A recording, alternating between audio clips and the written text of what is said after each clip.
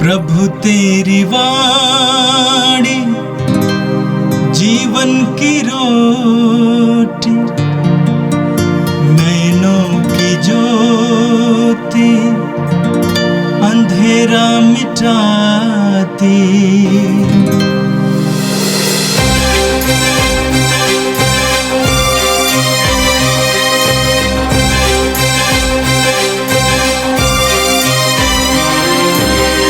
प्रभु तेरी वाणी जीवन की रोटी, नैनों की ज्योति अंधेरा मिटाती। प्रभु तेरी वाणी जीवन की रोटी, नैनों की ज्योति अंधेरा मिटाती। वाणी वाणी वाणी वाणी वाणी पवित्र है, शाश्वत है, जीवन का मन्ना है। 30 मई शनिवार। पहला पाठ संत यूदस का पत्र, अध्याय 17, वचन संख्याएं 20 से 25 तक।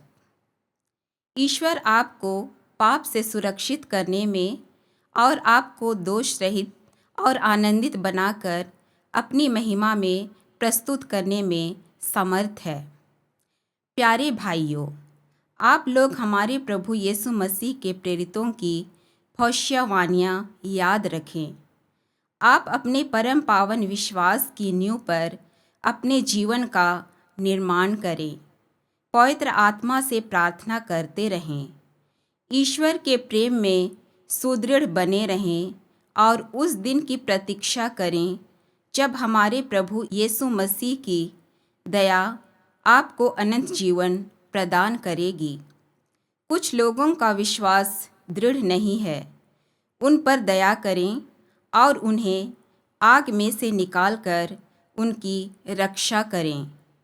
कुछ लोगों पर दया करते समय आप सतर्क रहें और विषय वासना से दूषित उनके वस्त्र से भी घृणा करें, जो आपको पाप से सुरक्षित करने में और आपको दोष रहित और आनंदित बनाकर अपनी महिमा में प्रस्तुत करने में सामर्थ है, जो हमें हमारे प्रभु यीशु मसीह द्वारा मुक्ति प्रदान करता है।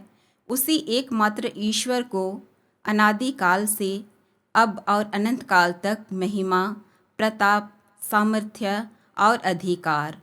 आमीन। यह प्रभु की वाणी है। संत मार्कुस के अनुसार पवित्र सुसमाचार, अध्याय 11, पद संख्या 27 से 33 तक। वे फिर यरूशलेम आए। जब ईसा मंदिर में टहल रहे थे तो महायाजक, शास्त्री और नेता उनके पास आकर बोले, आप किस अधिकार से यह सब कर रहे हैं? किसने आपको यह सब करने का अधिकार दिया? ईसा ने उन्हें उत्तर दिया, मैं भी आप लोगों से यही प्रश्न पूछना चाहता हूँ। यदि आप मुझे इसका उत्तर देंगे तो मैं भी आपको बता दूंगा कि मैं किस अधिकार से यह सब कर रहा हूँ। बताइए, यूहन्ना का बपतिस्मा स्वर्ग का था अथवा मनुष्यों का? वे यह कहते हुए आपस में परामर्श करते थे। यदि हम कहें स्वर्ग का तो वो कहेंगे, तब आप लोगों ने उस पर विश्वास क्यों नहीं किया? यदि हम कहें मनुष्यों का तो वे जनता से डरते थे, क्योंकि सब यूहन्ना को नबी मानते थे। इसलिए उन्होंने ईसा को उत्तर दिया, हम नहीं जानते। इस पर ईसा ने उनसे कहा, तब मैं भी आप लोगों को नहीं बताऊंगा कि मैं किस अधिकार से ये सब कर रहा हूँ। प्रभु का दिव्य सुसमाचार है। हे क्रिस्त, तेरी स्तुति हो। आज का पहला पाठ यूदा के पत्र से लिया गया है। इस पत्र में सिर्फ एक चैप्टर है। ये बहुत ही शक्तिशाली पत्र है। यूदा अपने आप को यीशु का सेवक मानता है और वो कहता है कि अपने विश्वास में मजबूत रहो, प्रार्थना करो, प्रभु के पास जाओ, और वो प्रेरितों की जो शिक्षा है उसको याद दिलाता है। अंतिम समय आएगा, प्रेरितों ने कहा था कि अंतिम समय आएगा, ऐसे लोग आएंगे जो हमें हमारे विश्वास का मजाक उड़ाएंगे। नास्तिक आएंगे जो विश्वासी नहीं होंगे, और जो विश्वासी हैं उन्हें भी प्रभु से दूर भगाएंगे। ऐसे लोग आएंगे, एंटी क्राइस्ट ऐसे लोग आएंगे, और अपनी इच्छाओं के अनुसार वो चलना चाहेंगे और लोगों को परमेश्वर से दूर करना चाहेंगे। तो यूदा भी सतर्क करता है, ऐसे लोगों से दूर रहो। ये फारिजी, ये शास्त्री ऐसे ही लोग थे कि जो कि लोगों को परमेश्वर से दूर कर रहे थे। उनका काम था पर उन्हें लोगों को परमेश्वर के नज़दीक लाना, लेकिन वो क्या कर रहे थे? लोगों को परमेश्वर से दूर कर रहे थे। अगर मान लीजिए जलते हुए कोयले से ये कोयला जो है निकाल के बाहर निकाल देंगे, लाल कोयले को निकाल के बाहर निकाल देंगे, वो क्या होता है? वो काला पड़ जाता है, वो ठंडा हो जाता है। किसमें प्यारे भाइयों और बहनों, ठीक उसी प्रकार शैतान जो है हमें परमेश्वर से दूर करना चाहता है, परमेश्वर से अलग करना चाहता है। जब हम परमेश्वर से अलग हो जाएंगे हम काले हो जाएंगे और ठंडे पड़ जाएंगे। कृष्ण में प्यारे भाइयों और बहनों, और शैतान जो है हर बार यही कोशिश करता है कि हमें प्रभु से दूर कर दें। जब हम प्रभु से दूर हो जाते हैं हम ठंडे पड़ जाते हैं। यूहन्ना का सुसमाचार अध्याय 15 हम बार बार पढ़े हैं किस प्रकार जब हम प्रभु से दूर हो जाते हैं, प्रभु से अलग हो जाते हैं, किस प्रकार हम मुरझा जाते हैं, टूट जाते हैं और हमारी मृत्यु हो जाती है। कृष्ण में प्यारे भाई और बहनों, इसलिए हमें क्या करना है? हमें प्रभु के पास जाना है, प्रभु के संगति में रहना है, प्रभु के पास रहना है। जब हम प्रभु के पास रहते हैं प्रभु के उजाले से हम भी जलते रहेंगे। आज माता कलीसिया संत Yohan John of the arc का पर्व मनाती है। वो एक वीर युवती, शहीद फ्रांस की महान संत जॉन ऑफ द आर्क छोटी थी और छोटे बचपन में ही वो सपना देख रही थी। और सपने में क्या देख रही थी? उनके सपने में स्वर्गदूत आते थे और विशेष रूप से उनकी एक आवाज़ सुनाई देती थी। आवाज़ में क्या सुनाई देता था? वो आवाज़ ये कहती थी, तुम फ्रांस को बचाने के लिए चुनी गई हो, तुम फ्रांस को बचाने के लिए सुनी गई हो। और उसके बाद हम देखते हैं कि फ्रांस और इंग्लैंड के बीच में युद्ध होते रहता है और फ्रांस हार की ओर मुड़ता है।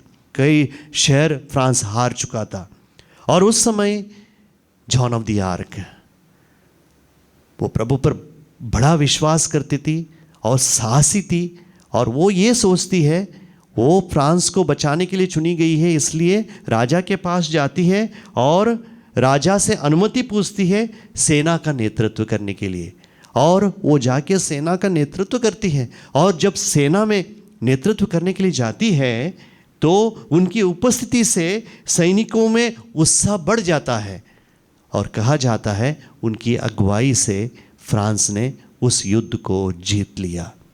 लेकिन उनके कई दुश्मन थे, दुश्मनों के हाथों में वो फंस गई और 19 साल के उस उम्र में, याद रखना 19 साल के उनके उस उम्र में उनके विश्वास के कारण उन्हें शहीद बनना पड़ा, क्योंकि उन्हें जिंदा जलाया गया, जिंदा मार दिया गया।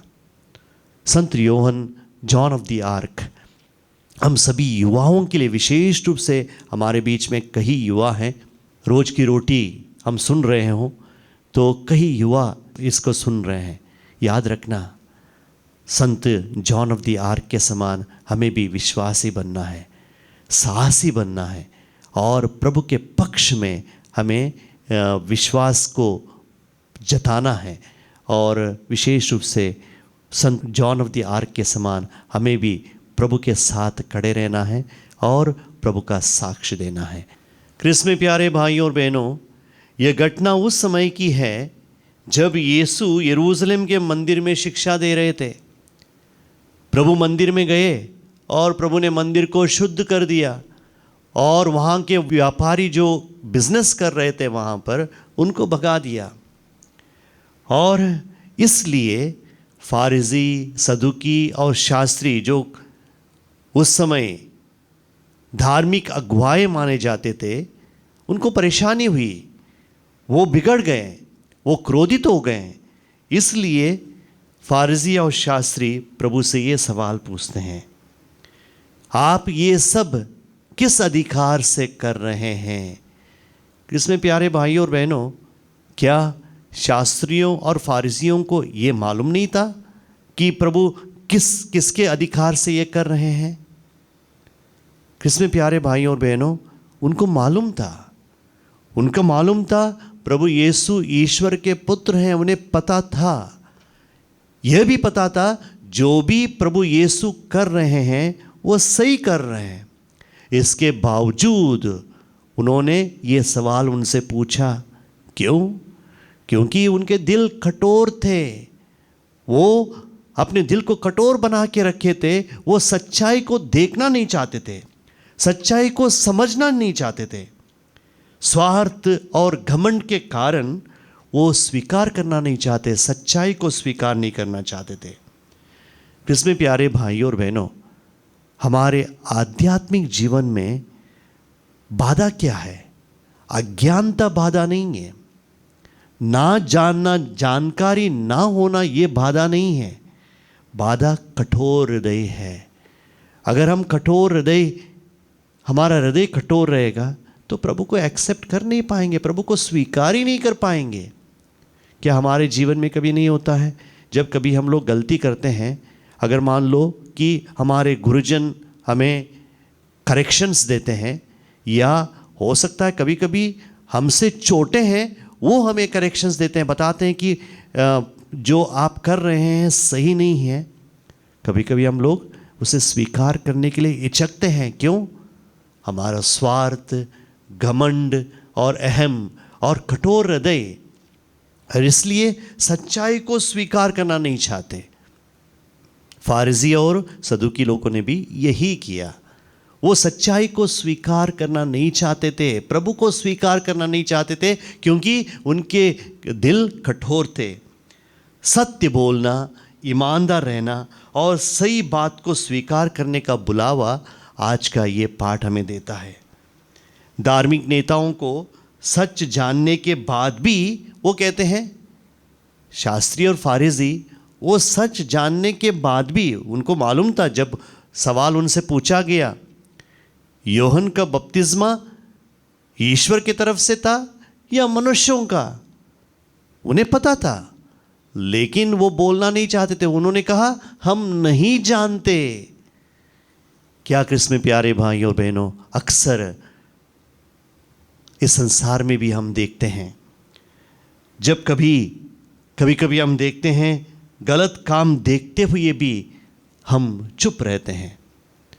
हम जानते हैं कि जो समाज में हो रहा है ये गलत है, गलत देखने के बावजूद भी हम चुप रहते हैं। क्यों? क्योंकि समाज का डर हमें है, समाज में पद खोने का डर है। किसमें प्यारे भाइयों और बहनों, शास्त्री और फारिजियों का भी डर यही था। लोगों के सामने अपने पद को खोने का डर उन्हें था, क्योंकि सवाल जो प्रभु यीशु पूछ रहे थे, सटीक सवाल पूछ रहे थे उनसे। तो इसलिए कृष्ण में प्यारे भाइयों और बहनों, आपको और मुझे प्रभु बुलावा देते हैं कि हम ईमानदार का जीवन बिताएं, सत्य बोलें और विनम्र बने, अपने दिलों को खोलें, प्रभु को स्वीकार करें। जब हम कठोर ना बने, अगर हम कठोर बनेंगे हम प्रभु को स्वीकार नहीं कर पाएंगे। जब हम विनम्र बनेंगे तब प्रभु हमें शुद्ध करेगा, हमारे हृदयों को शुद्ध करेगा। मंदिर कौन सा है? प्रभु कौन से मंदिर की शुद्धिकरण करना चाहते थे?